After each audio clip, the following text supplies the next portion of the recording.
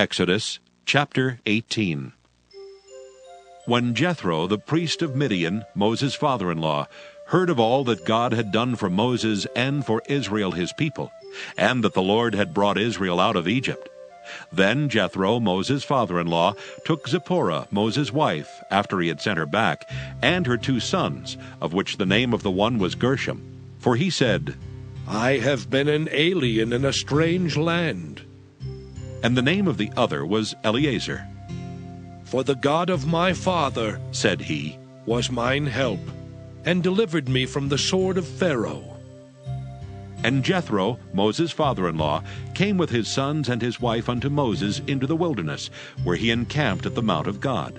And he said unto Moses, I, thy father-in-law Jethro, am come unto thee, and thy wife and her 2 sons with her. And Moses went out to meet his father-in-law, and did obeisance, and kissed him. And they asked each other of their welfare, and they came into the tent. And Moses told his father-in-law all that the Lord had done unto Pharaoh, and to the Egyptians for Israel's sake, and all the travail that had come upon them by the way, and how the Lord delivered them. And Jethro rejoiced for all the goodness which the Lord had done to Israel, whom he had delivered out of the hand of the Egyptians. And Jethro said, Blessed be the Lord, who hath delivered you out of the hand of the Egyptians, and out of the hand of Pharaoh, who hath delivered the people from under the hand of the Egyptians. Now I know that the Lord is greater than all gods, for in the thing wherein they dealt proudly he was above them. And Jethro, Moses' father-in-law, took a burnt offering and sacrifices for God. And Aaron came, and all the elders of Israel, to eat bread with Moses' father-in-law before God. And it came to pass on the morrow that Moses sat to judge the people, and the people stood by Moses from the morning unto the evening. And when Moses' father-in-law saw all that he did to the people, he said, What is this thing that thou doest to the people? Why sittest thou thyself alone, and all the people stand by thee from morning until even? And Moses said unto his father-in-law, Because the people come unto me to inquire of God. When they have a matter, they come unto me, and I judge between one and another, and I do make them know the statutes of God and his laws. And Moses' father-in-law said unto him, The thing that thou doest is not good.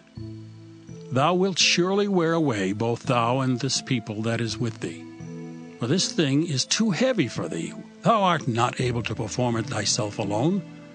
Hearken now unto my voice. I will give thee counsel, and God shall be with thee. Be thou for the people to Godward, that thou mayest bring the causes unto God. And thou shalt teach them ordinances and laws, and shalt show them the way wherein they must walk, and the work that they must do. Moreover, thou shalt provide out of all the people able men such as fear God, men of truth, hating covetousness, and place such over them to be rulers of thousands, and rulers of hundreds, rulers of 50s, and rulers of 10s. And let them judge the people at all seasons. And it shall be that every great matter they shall bring unto thee, but every small matter they shall judge. So shall it be easier for thyself, and they shall bear the burden with thee. If thou shalt do this thing, and God command thee so, then thou shalt be able to endure, and all this people shall also go to their place in peace. So Moses hearkened to the voice of his father-in-law, and did all that he had said. And Moses chose able men out of all Israel, and made them heads over the people, rulers of thousands, rulers of hundreds, rulers of 50s, and rulers of 10s. And they judged the people at all seasons. The hard causes they brought unto Moses, but every small matter they judged themselves. And Moses let his father-in-law depart, and he went his way into his own land. Psalm 56. To the chief musician upon Jonathan Rechokim, Miktam of David, when the Philistines took him in Gath. Be merciful unto me, O God, for man would swallow me up. He fighting daily oppresseth me. Mine enemies would daily swallow me up, for they be many that fight against me, O thou Most High.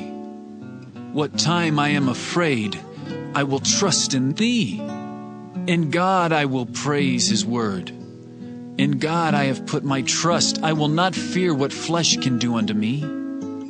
Every day they wrest my words. All their thoughts are against me for evil.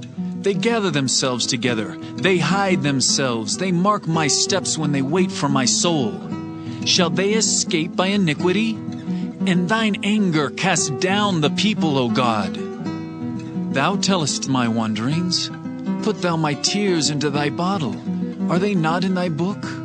When I cry unto thee, then shall mine enemies turn back. This I know, for God is for me. In God will I praise his word. In the Lord will I praise his word. In God have I put my trust. I will not be afraid what man can do unto me. Thy vows are upon me, O God. I will render praises unto thee. For thou hast delivered my soul from death. Wilt not thou deliver my feet from falling, that I may walk before God in the light of the living? Psalm 57. To the chief musician, Altaschith, Miktam of David, when he fled from Saul in the cave. Be merciful unto me, O God. Be merciful unto me, for my soul trusteth in thee. Yea, in the shadow of thy wings will I make my refuge, until these calamities be overpast. I will cry unto God Most High, unto God that performeth all things for me. He shall send from heaven, and save me from the reproach of him that would swallow me up. Selah. God shall send forth his mercy and his truth. My soul is among lions, and I lie even among them that are set on fire, even the sons of men whose teeth are spears and arrows, and their tongue a sharp sword. Be thou exalted, O God, above the heavens. Let thy glory be above all the earth. They have prepared a net for my steps. My soul is bowed down. They have digged a pit before me, into the midst whereof they are fallen themselves. Selah. My heart is fixed, O God. My heart is fixed. I will sing and give praise. Awake up, my glory. Awake, psaltery and harp. I myself will awake early. I will praise thee, O Lord, among the people. I will sing unto thee among the nations. For thy mercy is great unto the heavens, and thy truth unto the clouds. Be thou exalted, O God, above the heavens. Let thy glory be above all the earth. Acts 10. There was a certain man in Caesarea called Cornelius, a centurion of the band called the Italian band, a devout man, and one that feared God with all his house, which gave much alms to the people, and prayed to God alway. He saw in a vision, evidently about the 9th hour of the day, an angel of God coming into him, and saying unto him, Cornelius. And when he looked on him, he was afraid, and said, What is it, Lord? And he said unto him, Thy prayers and thine alms are come up for a memorial before God. And now send men to Joppa, and call for one Simon, whose surname is Peter. He lodgeth with one Simon a tanner, whose house is by the seaside. He shall tell thee what thou oughtest to do. And when the angel which spake unto Cornelius was departed, he called 2 of his household servants, and a devout soldier of them that waited on him continually. And when he had declared all these things unto them, he sent them to Joppa. On the morrow, as they went on their journey and drew nigh unto the city, Peter went up upon the housetop to pray about the 6th hour. And he became very hungry, and would have eaten. But while they made ready, he fell into a trance, and saw heaven opened, and a certain vessel descending unto him, as it had been a great sheet, knit at the 4 corners, and let down to the earth, wherein were all manner of 4-footed beasts of the earth, and wild beasts, and creeping things, and fowls of the air. And there came a voice to him, Rise, Peter, kill and eat. But Peter said, Not so, Lord, for I have never eaten anything that is common or unclean.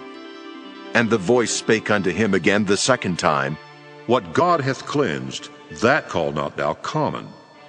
This was done thrice, and the vessel was received up again into heaven.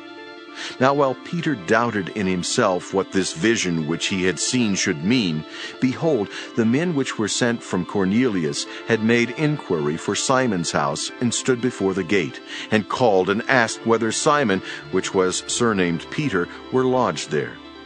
While Peter thought on the vision, the Spirit said unto him, Behold, 3 men seek thee. Arise therefore and get thee down, and go with them, doubting nothing, for I have sent them. Then Peter went down to the men which were sent unto him from Cornelius, and said, Behold, I am he whom ye seek. What is the cause wherefore ye are come? And they said, Cornelius the centurion, a just man, and one that feareth God, and of good report among all the nation of the Jews, was warned from God by an holy angel to send for thee into his house, and to hear words of thee. Then called he them in, and lodged them. And on the morrow Peter went away with them, and certain brethren from Joppa accompanied him.